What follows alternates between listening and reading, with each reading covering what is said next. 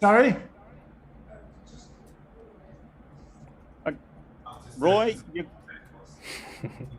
can start whenever you like. Okay, it was an automatic voice. Yep. That is interesting. The Zoom is not answering my clicks. Oh yes, here we go. It finally did. Okay. Oh shit, this is ridiculous. It's gone into automatic mode. And it doesn't answer those.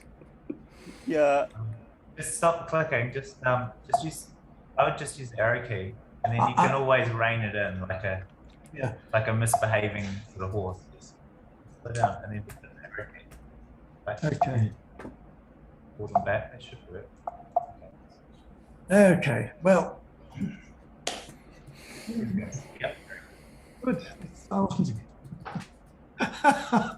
Help. Okay. Well, believe it or not, what I'm going to talk about today is a little known solution of the Einstein equations called the Kerr black hole, and which I just fell into, by the way. It was a horrible moment. Now, this is a slide that I use all the time from Fulvio. But the first thing I want to do today is describe how I have always seen the Kerr black hole, not how other people see it, for whatever reason that they believe there are singularities, but the way I see it. Now, as we all know, there's two horizons, inner and outer horizon. In my solution, there's a singular ring in the center. This has got nothing to do with physics, of course, just like the Newtonian M over R potential is not the potential at the center of the Earth, and the field is not infinite at the center of the Earth. So how do I think this arises? Well, there's one thing that this solution tells me that Schwarzschild didn't, and that is once I get inside what I like to call the event shell, there's this shell in here. I have no idea about these inner and outer horizons. As we all know, there's an apparent horizon for a real black hole, which depends upon the future.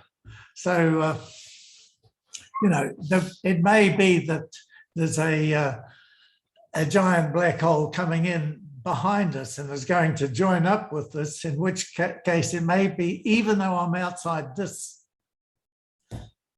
event horizon, I may be inside the apparent horizon from the eventual collapse of the two-body system. So we'll just talk about the event shell. Now, as I see it, the most likely precursor to a black hole like this is a rotating star, which has gone supernova. And let's suppose we've got basically a pre-neutron star, which is going just in the process of exploding. Now, I'd love to say that this neutron star will explode completely symmetrically in a, so shall we say, an actually symmetric way, but that's ridiculous.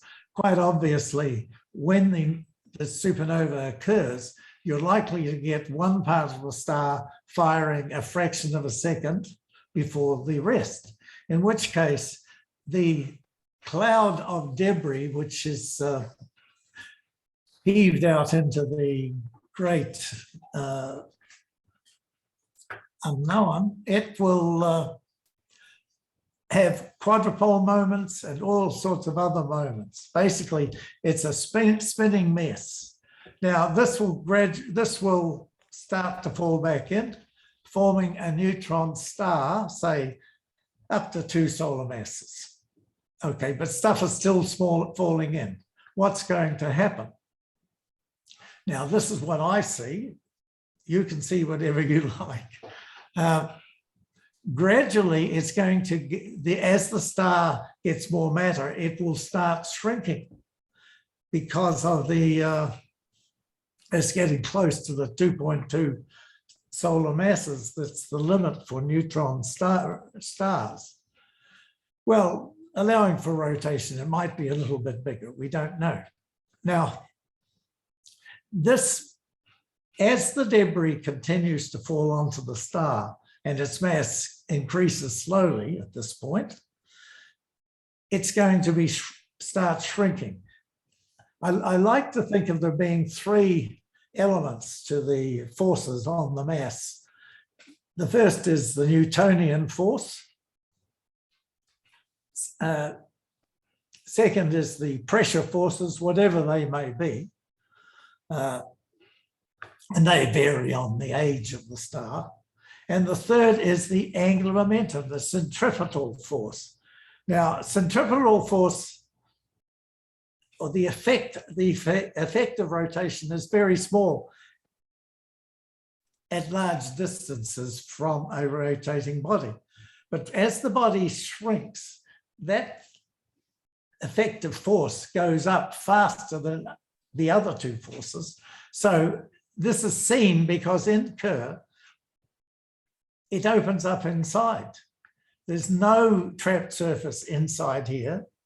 There are lots of trapped surfaces in here, but none inside. This has to be telling us something. And what it's telling me is that the angular momentum, the centrifugal force, has now counterbalanced the attractive forces. And so what I think will happen is that as it's shrinking down, it will become more and more difficult for a rocket to leave the surface of that star. It's really difficult, and go to the outside. Now, even before the event shell forms, you won't be able to send a rocket to the outside. You might be able to send a light ray, but not an actual accelerating body. So however it forms, eventually we get to a point where light cannot get through this shell that's forming. However, this whole question of singularity is what I'm talking about. The neutron star inside is rotating very quickly. You know, the boundary, say on the equator, the velocity is going to be a very good fraction of the velocity of light. So, in my opinion, it settles down no singularity. Now, how can I say that when Roger has told us 60 years ago that there are singularities inside this? Okay, so I've been told lots of things over the years by theoreticians about, in the form of theorems. What I've noticed is this, that the proof of every theorem I've seen in general relativity consists of two parts. First of all, you prove the easy bits, the bits that any young student can prove. Then you get to the hard bits, which you can't prove by the same methods. Okay.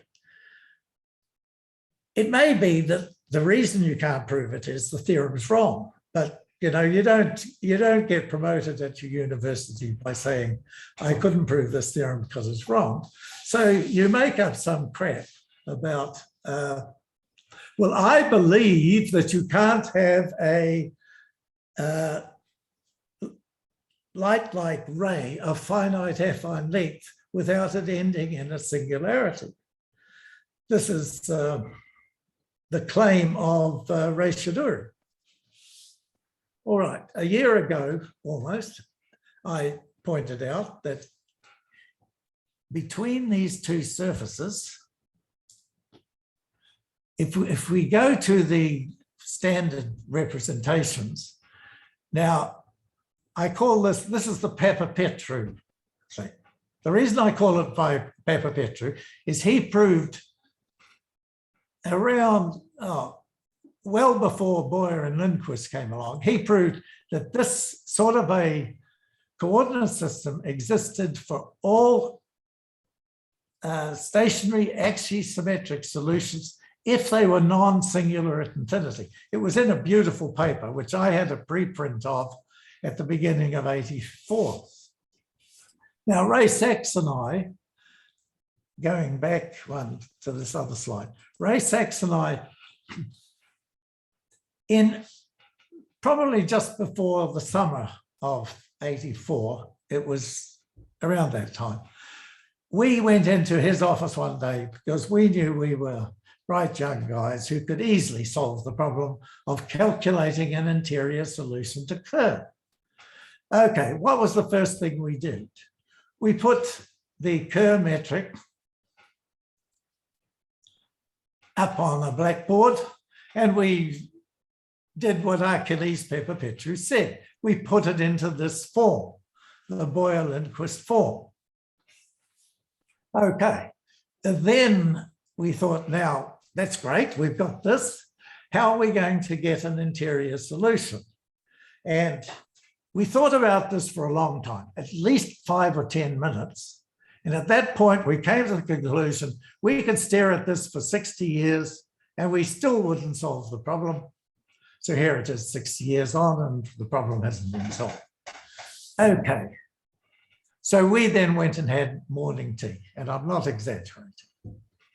Soon afterwards, Bob Boyer came and he told me he had these marvelous coordinates, and I said, yes, it's the one with r squared minus 2mr plus a squared.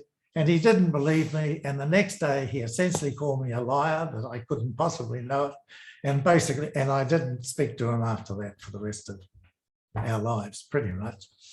So that's why I did not get involved in the calculating the maximal analytic extension. Okay. Going from one to another, let's just look at this because this is fairly important. Here's Kerr-Schild ingoing, outgoing. When I say Kerr-Schild, that's what we call the coordinates, but these are actually the coordinates that I first published Kerr in. You notice the thing about the Boyer-Lindquist, it's symmetric. It's invariant under a change phi to minus phi and t to minus t, and the metric doesn't change.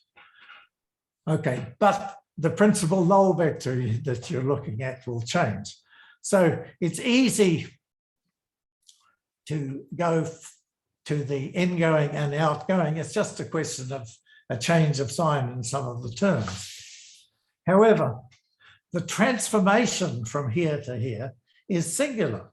It's singular on the event horizon because if I try and integrate this, I get infinity. Now, what I should point out here is that what this means is that if you look at the principal null vectors in this coordinate system, Boyer-Lindquist, they do not go to the event horizon. They go either asymptotically to minus infinity along the event horizon without ever getting there, or to plus infinity in time. Okay, but they don't get to the horizon. It's a ghastly coordinate system. This also means that anybody who uses that metric to compute equations, the geodesic equations, better keep well away from the boundary because it's going to give them complete rubbish. But none of you would do that, would you? No. Okay. Back to my picture. The question then is, okay, this is another mathematical representation. This is just to show how non-singular this metric is. R is a ellipsoidal coordinate. Damn, this keeps changing. But back we go.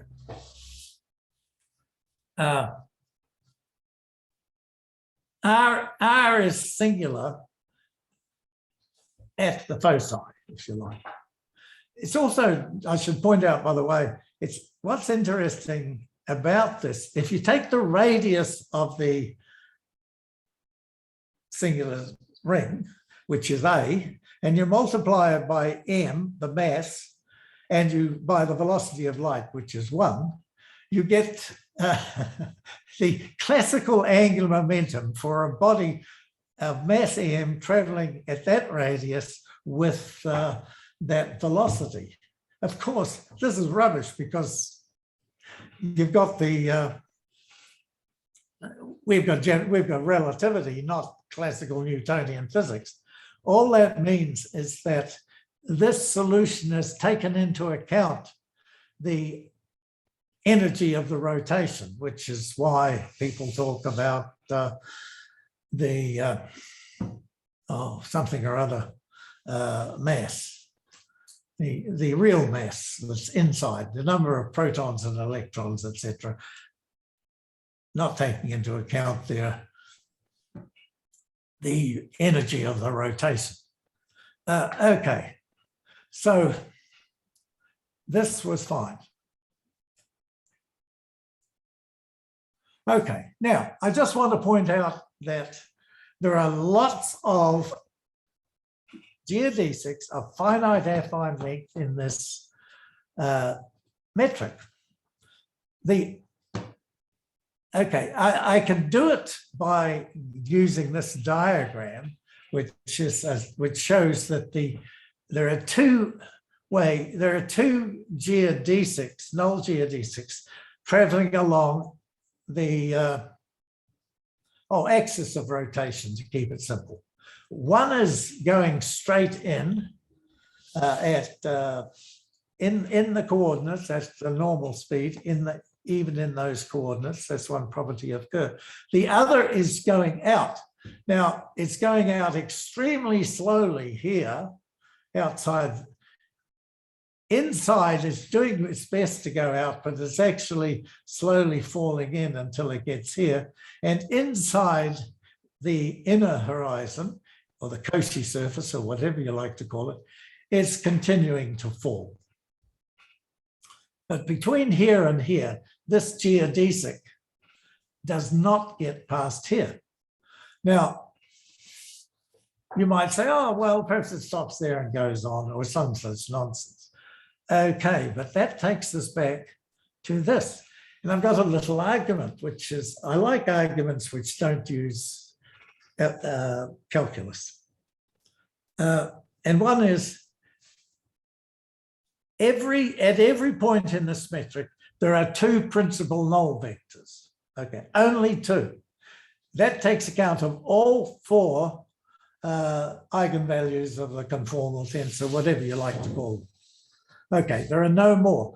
Now, the generators of the horizon are actually such principal null vectors. That's not too surprising. What else could they be? But they are. So at any point in the horizon, we've got the infalling fast principal null vector plus the one in the horizon, which stays on the horizon. That's already two. There can't be a third. So the ones that start somewhere in between the horizons, what that means is they cannot get out at either end. So they have to be asymptotic. Now, that's all right. I could actually go back to here and calculate exactly what the second principal null vector is in these coordinates. I could do that, but that's a waste of time because I've already said. Also, what I've already said is the PNV on the horizon, the generator, is also,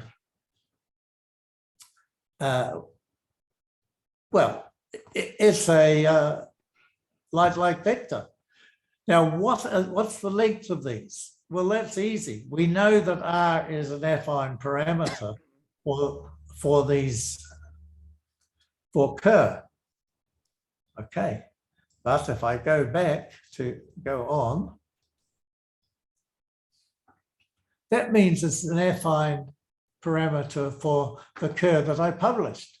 But if I just change these signs, which is effectively changing time, and also I could do the same thing by changing the sign of A without changing phi. If I do that simple coordinate transformation, I get to the other one. And so I know in the other one, R is again the affine parameter of this principal null vector. And so from one horizon to the next, the parameter R changes by a finite amount. So the geodesic parameter on that principal null vector is finite from beginning to end. And it's also on the one that generates the horizon. Now, okay. That would seem to give most people who weren't physicists the idea that there are null vectors in general relativity which have finite affine length. So what about Shidouri's theorem? Well, have you ever thought that actually not much effort has been put into Shidouri's theorem itself? And it's probably, like every other theorem in this area, a load of old codswallop. No, that couldn't be true. Okay, well, we'll just have to fall back on the actual statement that there's a singularity inside this metric. And that's the Penrose theorem. So let's go back to this picture.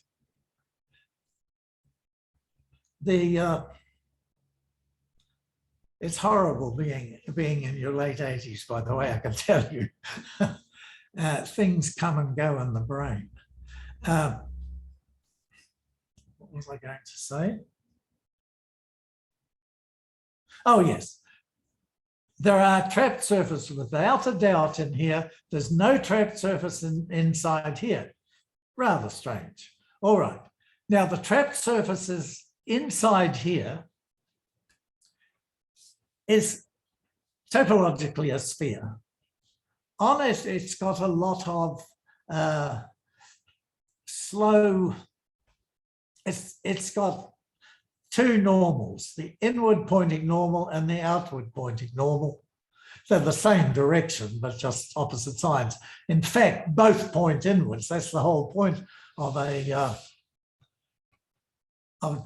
trapped surface. So we take the field of vectors that Roger's talking about, and we see that we have a whole vector field defined on this trapped surface, this sphere. Now, also at every point on the sphere, we have two principal null vectors. One of them is the slow one that I'm talking about that never gets out of the horizons. One of them is this. Now, that gives us two vector fields on a sphere. And you know, there's something called the hairy ball theorem, which says that it can be rephrased in saying if you've got two such fields, they have two vectors which point, 2 points in which those two vectors point in exactly the same direction. Now, if you say, well, that's not the hairy ball theorem, I'll give you a little proof of that. And that is,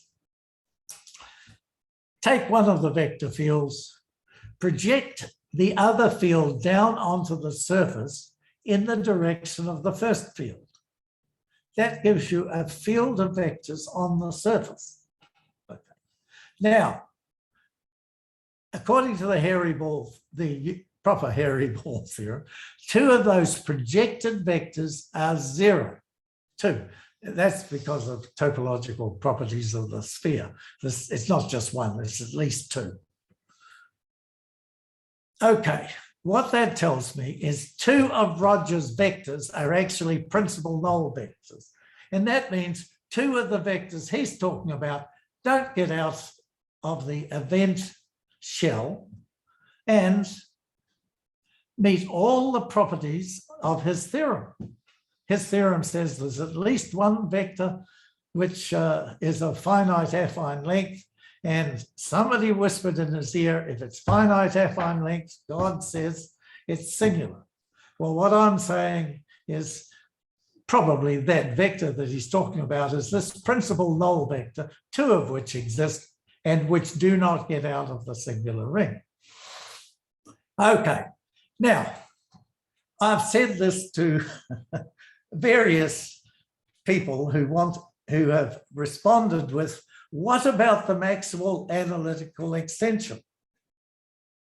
Now, this is very strange because, first of all, the Maximal analytical extension is probably rubbish again.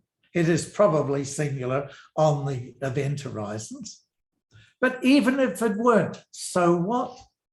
What we're talking about is somehow there could be another solution, which extends the Kerr solution and has out in the infinite future, I might say, a whole set of copies of the various patches of Boyer-Lindquist.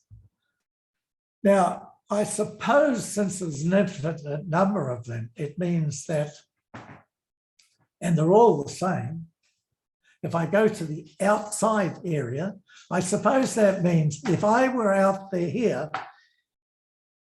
and I threw a rock into this black hole down the axis, that in all these other universes, there's somebody else throwing a rock down there, down the thing. And not only is this an infinite number of universes for this black hole, because there are billions of black holes, there's billions of infinite. I mean, I have to ask, who's been drinking the Kool-Aid here? Because what I'm saying is, if I go to, there's a planet, a far distant planet, which back in the infinite past, the planets all noticed this black hole close by. And for some reason, they decided every Christmas Day to throw a virgin, a boy, I'm not going to be sexist here, a virgin boy down into the black hole. Now, so every year down the central axis goes this poor little boy. He falls through in a finite time in anybody's coordinate system, and he ends up on the surface of the neutron star inside. They've been doing this for gazillions of years, gazillions, and they can intend to continue to do it for gazillions of years. And they've noticed there's been no change in this black hole. No extra patches have ever appeared. Okay. For me, that means this is a perfectly reasonable solution without any extension. Okay. However, I'm told that I've got to have the extension. Now, there's only one reason for this maximal extension, and that is because it's sexy. You know, it's really good. Instead of having just a plain old stationary axisymmetric solution, now we've got a non-stationary, because it can't possibly, I have never seen the killing vectors put into Kruskal. Okay, enough of that.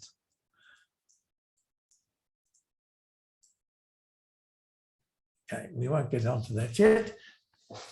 What about Kruskal? Good. I said before that every theorem I've ever seen, the easy bits are proved and the hard bits are left.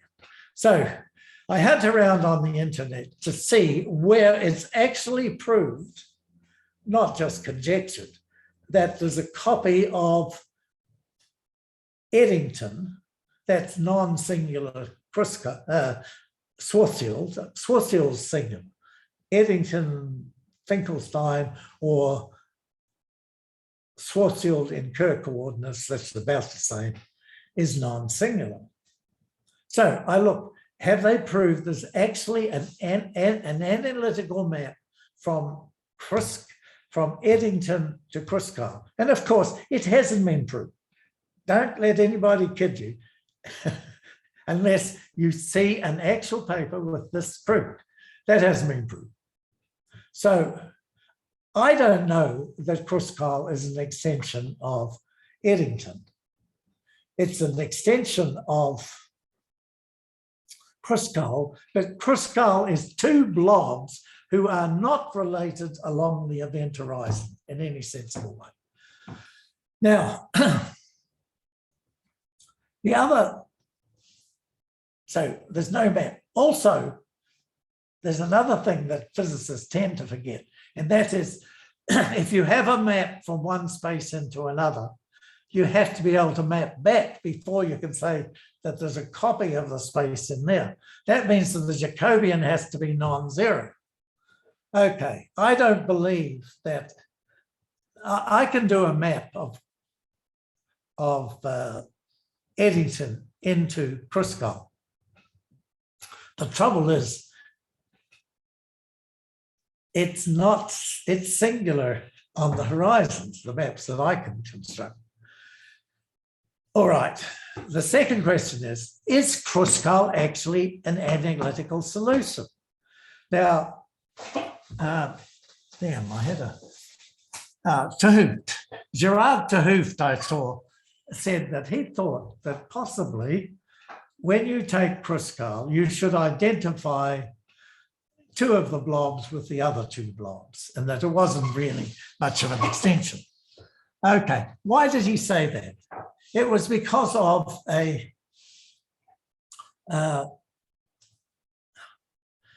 what he thought was a branch point in the solution on the horizons, var equals 2m. Now, I looked at the original paper by Kruskal, and that's a joke. Kruskal is an algebraist and a fine person. He wrote down the equation. The problem to get to Kruskal is you're trying to write the metric in the form of something dx dy plus r squared d sigma squared. So it's the something dx dy that you're trying to calculate.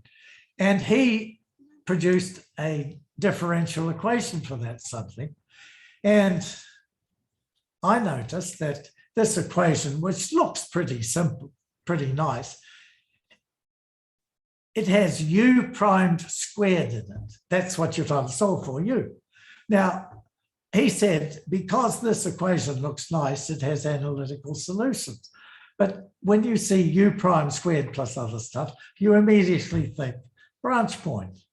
And at a branch point, the solution is not analytic. So I think there was something in what Gerard was saying, that there's a branch point there. Now, I also, the only other thing I could see was a calculation by somebody that said that one side of the horizon, this factor, the coefficient of dx dy, goes like 1 plus the square root of x, and on the other side it goes like 1 minus the square root of minus x.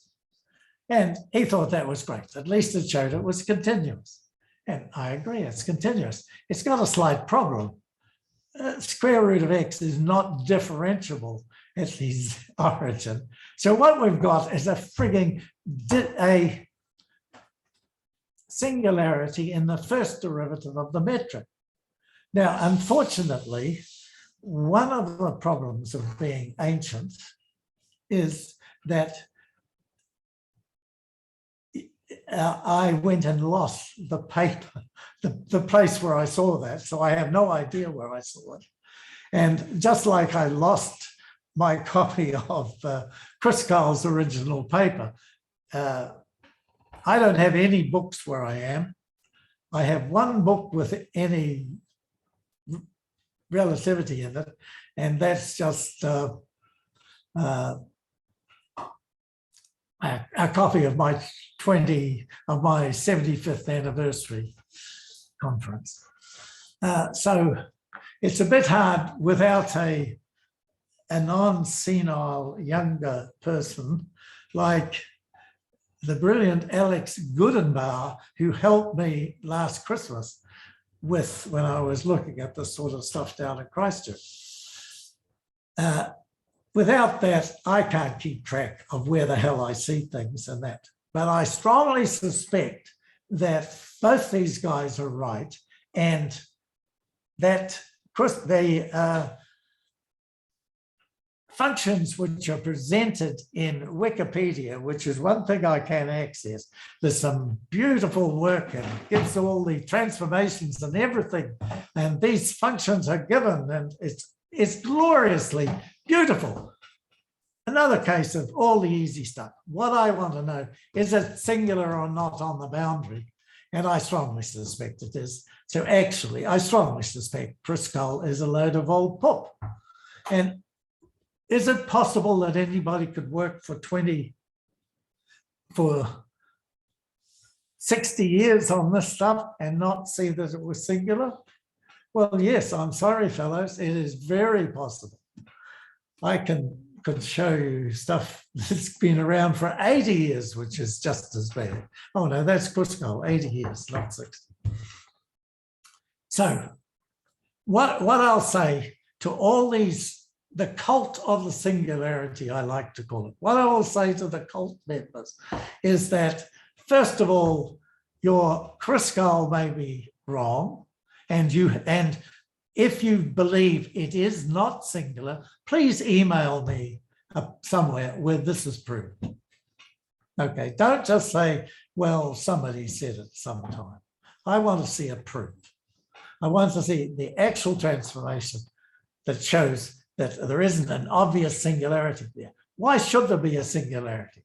I'll tell you why. Because if I take Eddington, okay, one of those principal null vectors goes straight through all the horizons. Beautiful. The other one is asymptotic to the horizons,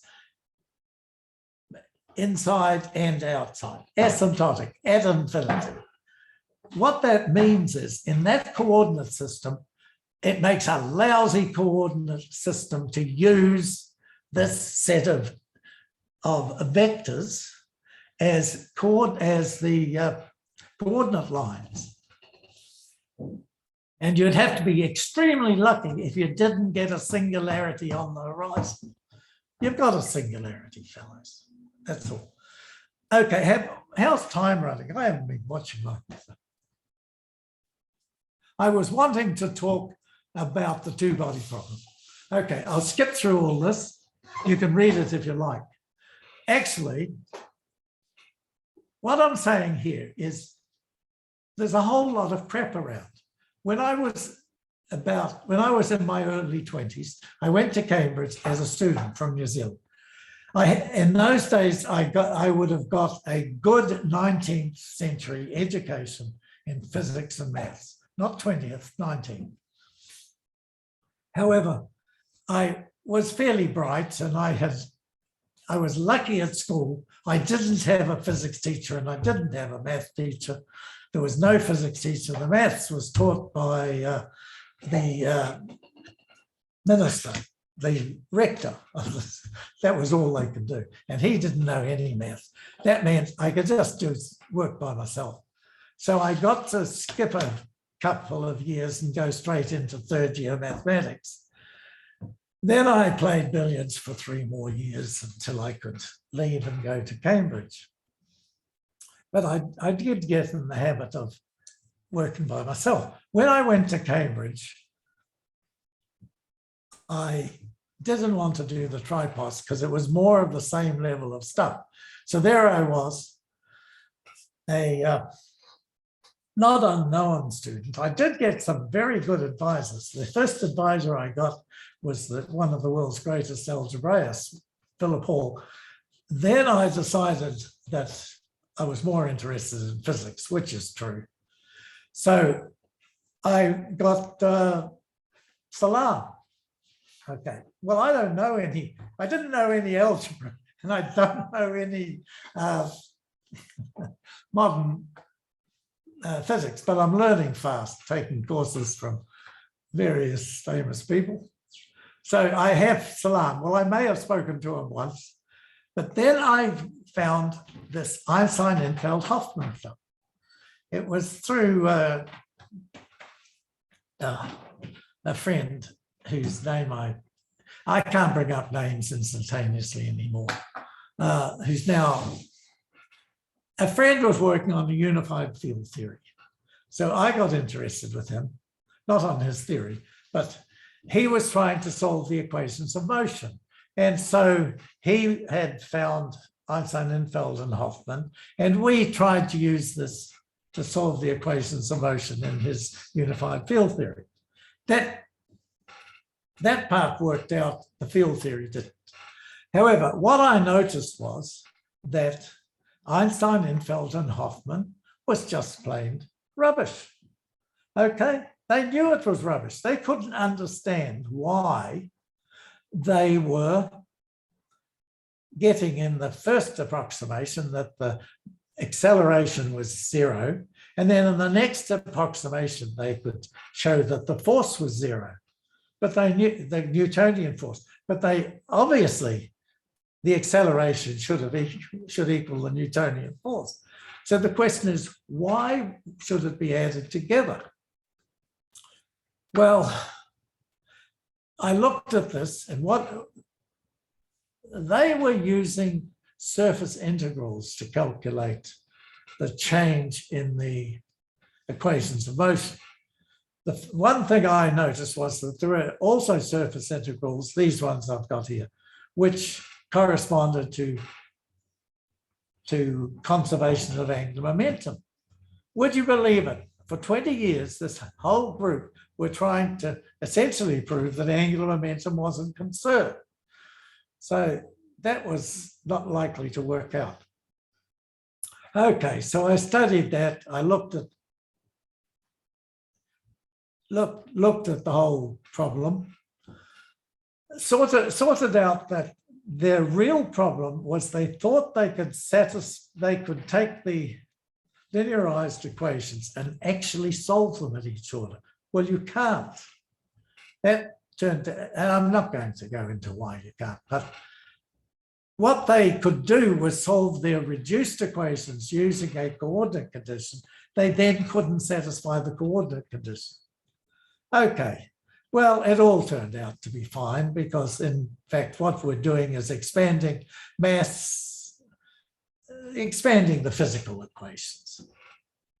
Okay, now, I then looked at fast motion and showed that the similar thing happened without these surface integral conditions for the fast motion. And I found the equations for the lowest order for the interaction. This was taken up by, Jesus. I put all the names down on the sheet. Yes, by Thibaut Damour and company in the 1980s. And he did in one of his big write-ups say that they were using my method there. He did a much better job because he realized that even though it's fast motion, if you have a two-body system, the orbit isn't changing that much. Okay, the actual change in the orbital distance is small. So what we want is to use a method where you combine slow motion and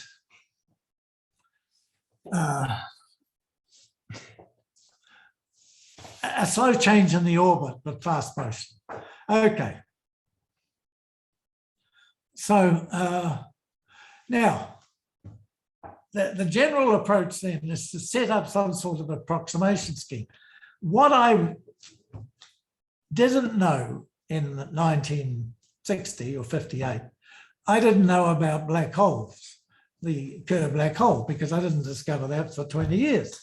So I had no idea that I could use the Kerr-Schild form of the metric, which is actually Kerr, which is flat space plus the square of a vector as a first approximation. Okay, why don't people use that? I'm being pretty insulting today, but that's too bad. What I'm suggesting here is that what one should use is flat space plus 2 Kerr-Schild vectors squared. However, use them in the advanced form, use the advanced potential as it were, so that out at a large distance, you're looking at the particle a long time ago. That's easy. That's a first approximation. That works because in the first order, the acceleration is 0.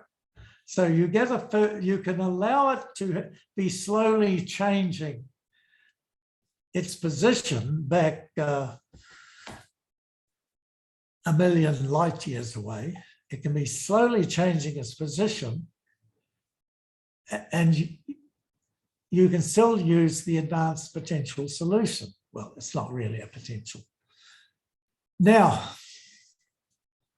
what I thought of doing this once I had say 20 years ago or so, using it, but I knew I couldn't solve the next order field equations because I would have the product of 2 of these null solutions, these black hole solutions multiplied together with all their derivatives.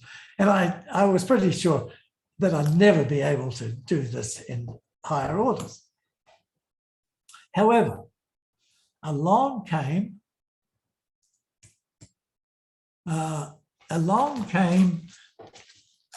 Ruffini, Rueda, and Rodriguez. Now, Ruffini didn't believe Ligo. He didn't believe that they were actually calculating the equations of motion. He believed that all they were doing was using the first order equations for each body moving in the field of the other. That's a test particle. So he got Jose Rodriguez to solve that problem. First order test body motion. They did so. I was there at the time, and it took them about a week or so. I mean, a really short time. And up he comes with this curve, and it agrees. It actually fitted the data with the same masses as the Ligo's claims for a particular event that they saw. Now, I immediately said, when they told me that, I immediately said it's Kerr-Schild. And that's what I meant by that was, it's the Kerr-Schild approximation works in the first approximation order. So why would this be so? Well, what we're looking at is an event which is taking place tens of thousands of light years away at least. It's taking place over 1 second, roughly, I think. Okay, it could be 10 or it could be 100th of a second, but it's of the order of a second. The distances involved are nothing like a light second. They're a fraction of that. 1,000 kilometers at the most. So they're really close together. So I'm looking at this as Thibault and Donato, Bini and Andrelico are saying right now, it's the equivalent one body problem. We're not really looking in any real way at a 2-body system. We're looking at the formation of a 1-body system. Now, okay, and so I don't know exactly how they're doing that, but I strongly suspect that it's very similar to what I was talking about, the Kerr-Schild approximation method and the first order of that. Except I see they're going to the fifth order. God only knows what they're doing. Still, I have a lot of faith that what they're doing is good. I just lost it. Oh, what happened? I should not be allowed. What are you trying to do? My son is going to recover that. Do you want I want my screen. that one? Yeah, oh God. What I suspect is that they're actually looking at the dipole approximation. You know, Holson-Taylor, the most fantastic bit of work that I know of, theoretical, was having the nerve to take the dipole approximation on the binary pulsar, and it worked. What I will say is if you take the dipole approximation in this Kerr-Schild approximation method, if you just look at the dipole field, you will get as good a result as Ligo is getting. Now, I will say something more. You know, if it's true that what they're looking at is simply the dipole approximation, and boy, either Ruffini, Ruedo, and Rodriguez are crazy, or that's what we're looking at. If that's the case, what about Chandrasekhar's work?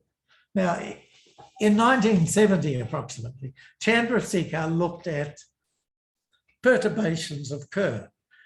He did it in the wrong coordinates, in my opinion. He did it in Boyer-Lindquist, but it should be pretty easy to transfer his work from Boyer-Lindquist to the Kerr-Schild form. It may not make the slightest difference at infinity. What I want to know is if you take the dipole term from Chandrasekhar's work and look at what you would observe with Ligo, I also suspect that you will find that that is exactly the same as what we're seeing. Wouldn't this be a laugh? I can't guarantee it, but it's a triviality, and it doesn't require going to the 93rd approximation in slow motion stuff. There's one thing that I noticed. I said I didn't think I could do the Kerr-Schild thing because I didn't think we could integrate the equations in the higher order.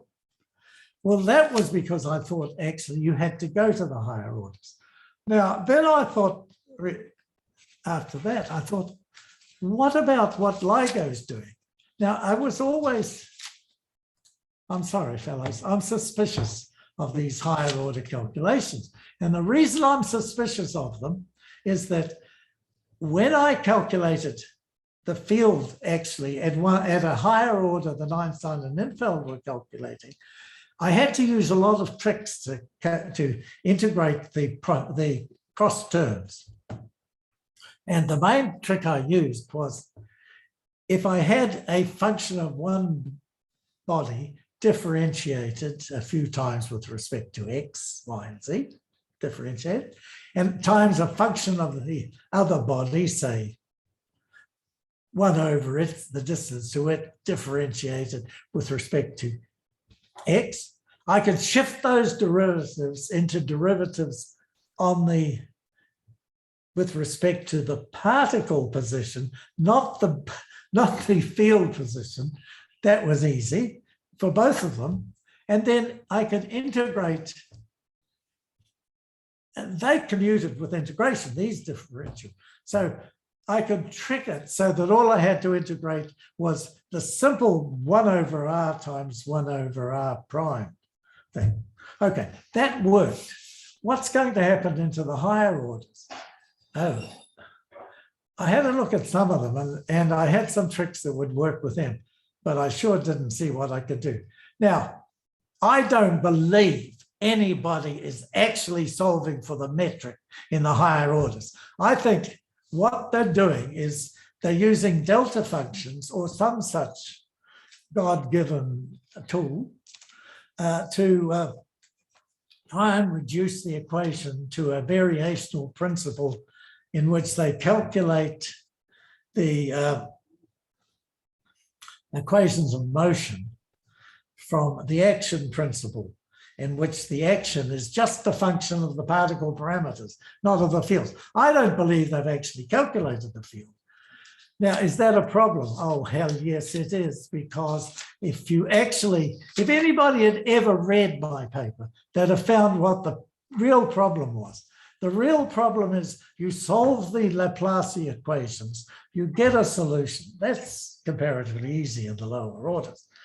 Then you try and satisfy the coordinate conditions.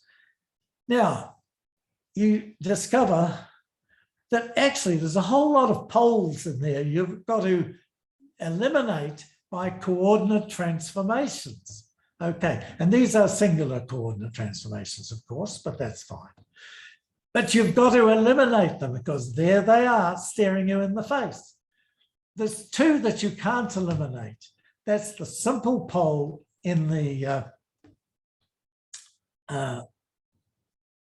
when you try and satisfy the radiation gauge conditions. There's a simple pole and then there's a dipole. The simple poles correspond to the equations of mass and the acceleration forces. The dipoles, the skew part corresponds to the equations of angular momentum, which nobody else in 20 years has even seen. Okay, now you have to get rid of, you can't eliminate those. That's why I said you can't actually satisfy the coordinate condition. I also said, if you follow my papers, you don't have to worry about that. You're not trying to satisfy a coordinate condition. You're trying to satisfy the field equations plus the equations of motion and spin. And if you substitute the acceleration into the coordinate conditions, it's satisfied. Okay, that's a worry for me. It's not a real worry because I don't care whether they've done that or not. I don't care whether their results are any good because it looks to me like it was a total waste of time anyway. Gee, it's terrible having a curmudgeon, isn't it? Somebody comes in and says it's all bullshit. Well, I'm sorry. It really is a sea of bullshit in relativity.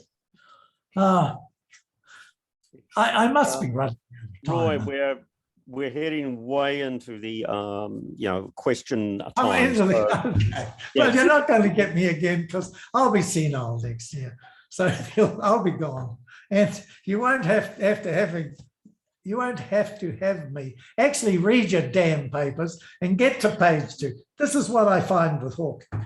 Every time I read a paper of Hawking, I get to page 2. He says, well, we can assume this. I say, oh, yeah, that's wrong. And I throw the paper away because I'm sick of reading this. We can assume that such and such. It's always prove the easy bits, assume the hard bits. Okay, the first theorem I saw from him, this is another lousy story. First, he came to Texas in the mid, Margaret says, yeah. Margaret said, okay, you can all go home if you want to. I went, Stephen comes to Texas in about 65, 66, 64. I don't know, probably 66. He was visiting George Ellis, I think, for the weekend because he told us at the beginning he had proved a theorem. He had proved that either there were singularities in the future or closed time-like loops. He said he used Shidouri's theorem.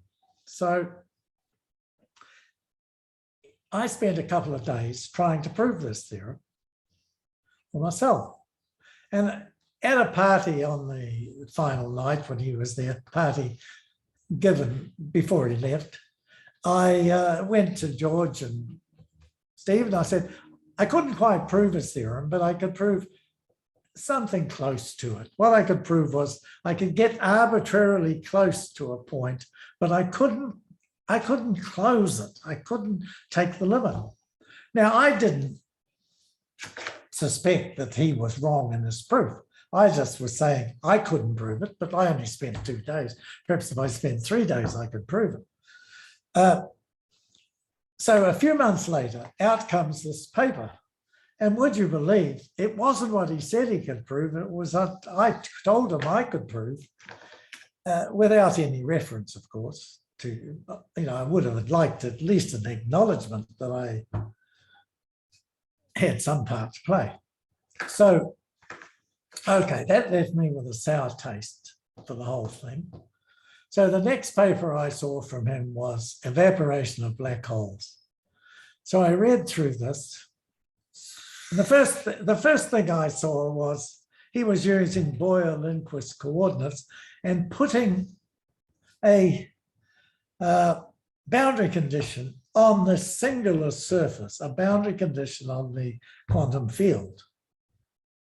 Okay, at this point I went in and had a slight vomit, and threw that paper in the waste paper basket too. I thought, who the hell is going to believe this nonsense? You see, he could have used not Schwarzschild, but Eddington. And then he would have had to have looked at the gravitational field all the way to the horizon. I don't know.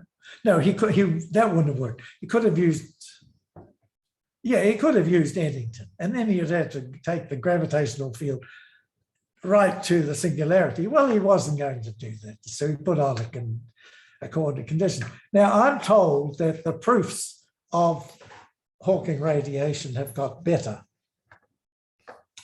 Ha ha. This always amuses me, because every time I see somewhere where the proofs are getting better, yes, Margaret's saying, shut up. My wife told me I'm not allowed to say anything about this. Okay, the proofs are getting better. The reason is they haven't got a proof.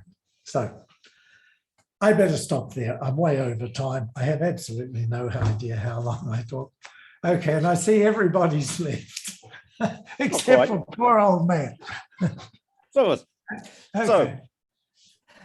yep. At this stage, let's open up for discussion. So do any people have questions or comments? Well, let me maybe start with something. The first half of your talk, you were very concerned about the fact that geodesics from the inner to the outer horizon only take a finite amount of affine time. But it would seem to me that you could simplify the calculation tremendously by just looking at Reissner-Nordström instead of Kerr, where you've got spherical symmetry and the same sort of issues are going to rise there. And people have looked at that for a long time and by and large are not concerned the way you are, because, well, this kind of connects back to the second talk we had today. I understand from what you're Real, where yeah. you get to a Cauchy horizon, and yes, you got to think carefully about the physics at the Cauchy horizon and what happens once you start on adding real perturbations and so on, and how do you extend across it and so on. But okay, let's just say, I think you could simplify a lot of your arguments already at the level of Schwarzschild and Reissner-Nordström. Excuse me, why would I go to Reissner-Nordström to prove something I proved in Kerr? This sounds like insanity. It seems to me what you're saying is you have no answer to the Kerr argument, so you want me to go to Reissner-Nordström. I have nothing to say about simplify life tremendously.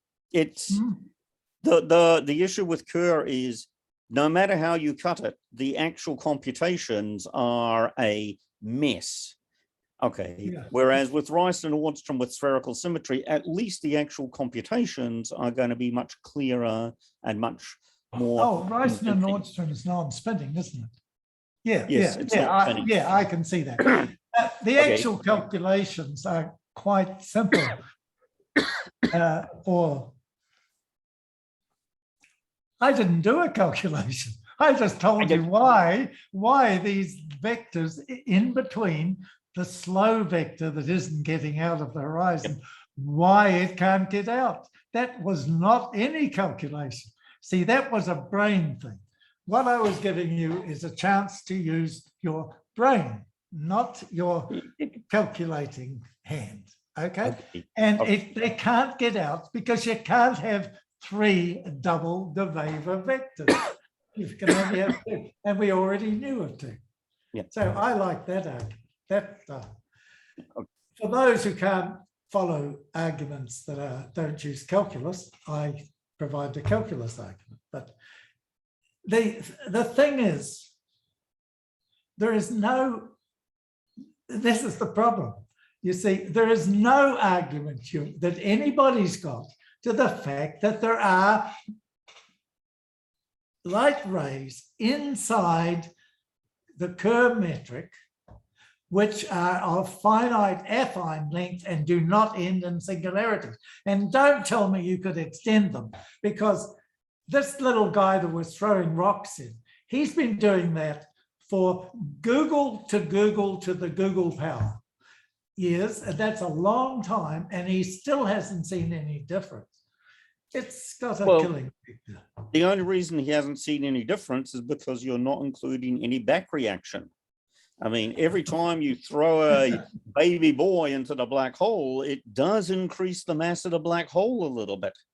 Okay. Yeah. And there will be, okay, so there will be changes unless you take an idealized zero back reaction approximation. And yeah, look, there was this talk yesterday about the instability of the inner horizon. I totally agree. Of course, it's unstable there. Yep. However, what I did not see was any matter inside this thing. What I keep seeing is people doing perturbations on the boundary into what? Into a singular interior. I don't give a damn about that. I'm not interested in singular interiors. That's for cult members. What I'm interested in is having a neutron star in there, an actual body. Now, it seems to me that the actual body, regardless of what is happening in the event horizon and on the Cauchy surface, that actual body is crunching up terribly, if you like.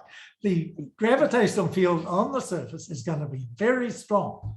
So I didn't see anything in these talks yesterday that even discussed matter inside. So I don't know. I mean, I could be totally wrong, and I'll be dead soon, so it won't matter. Okay. But yeah. Okay. Okay. Would someone else like to make a comment or ask a question? Sorry? Oh, well, I don't want to hog all the question and answer session myself. Yeah. What was the question?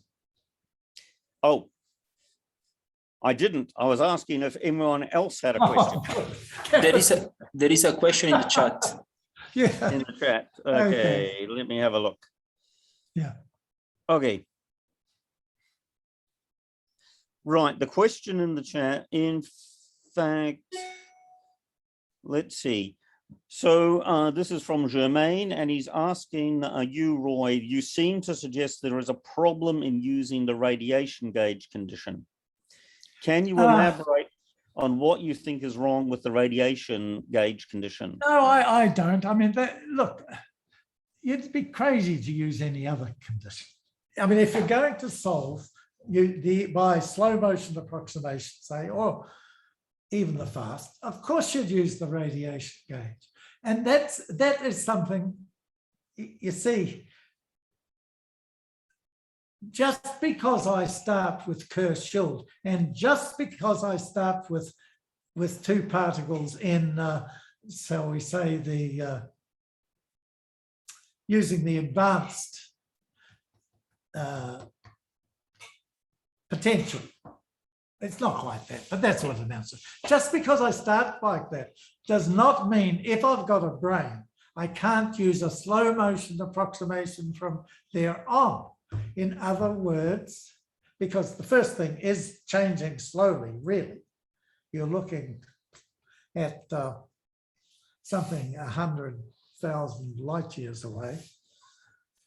And if I had a graduate student, I would put them onto that and I'd explain to them how they can do it. The one thing I did prove in papers I wrote in the late 50s was you can change the coordinate condition that you use at every step.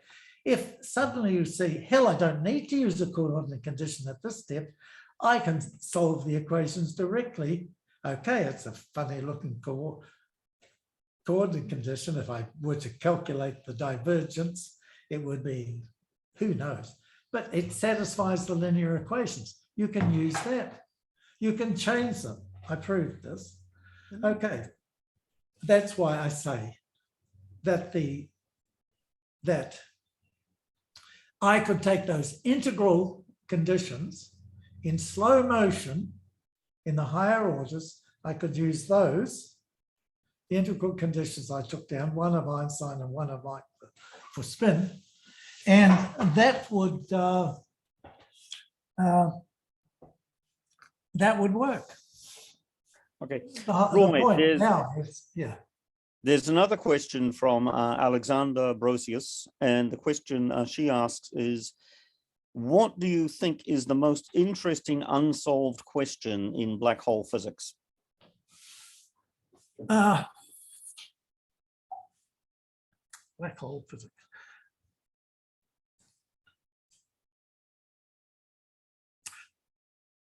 I guess what's happening inside, particularly what's happening when two black holes coalesce. Okay, what is happening?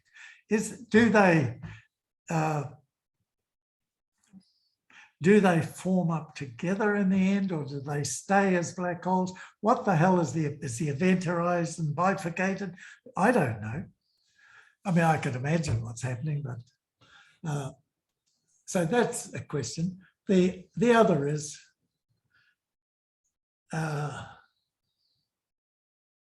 will we ever get to the point where the public isn't constantly in raptures over singularities in black holes? You know, that the public's really sold on that. That and time travel. They like time travel too. So, yes, well. No, I would say this problem of whether Ruffini, Rueda, and Rodriguez are correct or not better be sorted out, because if they can calculate what Ligo is seeing in such a simple way, geez. Also, I said let's use the dipole approximation. What I didn't dare say at that point, can I have 2 or 3 minutes? I'll tell you something about the dipole approximation. 2 or 3 minutes, because after all, the standard law is the dipole approximation never works in GR. You got to go to quadrupole. So it's what? Oh, the quadrupole. Yeah. Oh, okay. Yeah. Oh, dipole. Quadrupole. There is no dipole radiation. I used the wrong word. Okay. That's being old. Of course, it's a quadrupole. Dipole's nothing. That just means you've changed your origin. That's all. No, look, Jesus. I meant the quadrupole approximation, which is what that is. And I suspect that's, well, pretty much what the Italian and South American group did. Now, here's a funny thing. And that was what I wanted to take from Chandrasekhar's work. He looked at not the dipole, the quadrupole field as perturbation. And what suppose you take Chandrasekhar's quadrupole perturbation to a black hole. Put in the parameters. Can you match that to what Ligo is saying? Now, I suspect you can, because that's all these guys are doing, really. They're using the quadrupole, not dipole, approximation. It's worth looking at, because if that works, here's another absolutely stupid idea, which I'll get shot for. What if you have, when a supernova goes off and it explodes out, it explodes not nice and uniformly, but one side kicks off first, creating a huge quadrupole moment in the field. Now it falls back down, and this quadrupole moment has got to disappear. Okay, so it's almost as if you could, when it blows up, you could get two centers of attraction, blobs, obviously just clouds, falling back together. Now, what are you going to see at infinity? And if you see exactly what the quadrupole approximation is showing, then I'm sorry, that means LIGO's in a bit of trouble, because they only fit parameters, remember. If you can fit parameters from the actual formation of a black hole, a neutron star, which is too heavy to be a neutron star, becomes a black hole. If you can get enough quadrupole field at infinity in this, and it matches up with what they're looking at, that's an alternative to LIGO. Remember, nobody's actually ever seen one of these binary systems coalescing. What we see is the LIGO output. It's only just observable because of the all the other stuff that's coming in, the random effects, and it's just a thought. You know, I know it's a stupid thought, but actually it's not all that stupid. It's not as stupid as some of the thoughts I've heard. One last question, but I think we have to wrap up pretty quickly. Yeah. Would you care to express an opinion on gravastars and so-called regular black holes, Bardeen black holes, and various other ways of mutilating Schwarzschild and Kerr black holes to actually avoid singularities? Oh, I'd love it if they did. I don't care. They could. The point is, I've already said my solution can avoid singularities. Now, I'm going to get the Kool-Aid treatment, and I keep hearing about it. What about providing an actual proof?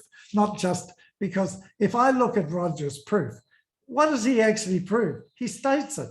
Either there's a vector of finite affine length or there's a singularity. Okay. I just showed that at least in Kerr, there are two vectors from his trap surface, which are of finite affine length. And he proves there's at least one. Well, I gave him two. That's better. I've doubled up.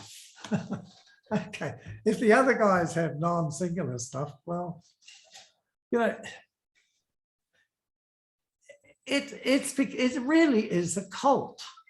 People want to assume this. They also want to assume that they can extend these solutions into. Now, a long time ago, in the mid 60s, yeah, but Bob Garrosh and others tried to do extension of asymptotically flat solutions out into I don't know what, into heaven or hell or somewhere, into something. And they all failed. And I don't see that these Kruskal and Boyer-Lindquist are any better. They're looking at exactly the same sort of thing. Okay, my watch tells me I just had a fall. I did not fall, I told you. And I'm looking at the time here and we're well over time. So at this stage, I would like everyone to thank Roy, and we should probably bring things to a close.